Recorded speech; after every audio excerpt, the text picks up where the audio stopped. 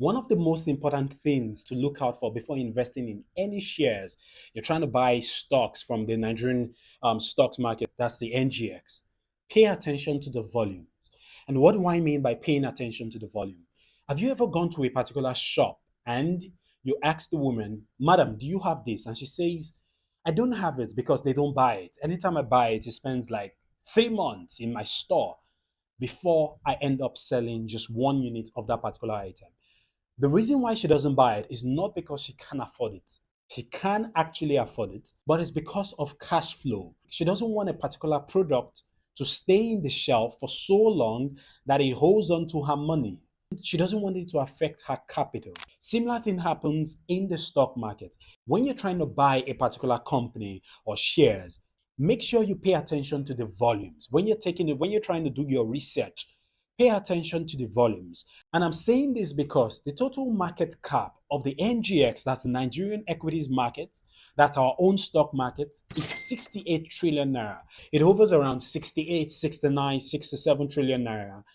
The NGX, that's the Nigerian stocks market, comprises of 170 companies listed on the floor of the NGX. Now, out of the 170 companies, 27 of those companies account for 90% of the total market capitalization, meaning that 90% of 68 trillion naira is being controlled by 27 companies. So think about that. Let's take a look at the liquidity of some of the top 5 companies. Airtel, which is one of the most capitalized companies on the NGX, to a daily volume of more than 4 billion naira. 4 billion naira daily volume. Now think about that. 4 billion naira. The financial institutions, many of the financial institutions, financial services, it accounts for 10 trillion naira out of the 68 trillion naira market capitalization.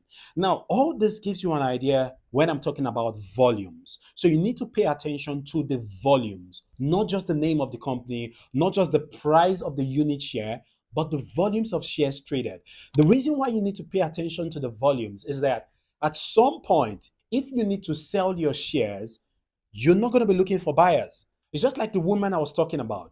If she buys a product that people hardly buys, if she buys it in a shop, it's going to stay there for a long time before she gets someone who's going to come and request for that particular product. And so she would rather not buy it because that is going to tie down her money. It's going to tie her capital because she needs cash flow. It's a cash flow driven business. The same thing with your shares, the same thing with investing in the stocks market. You need to pay attention to the volume. The financial services has a lot of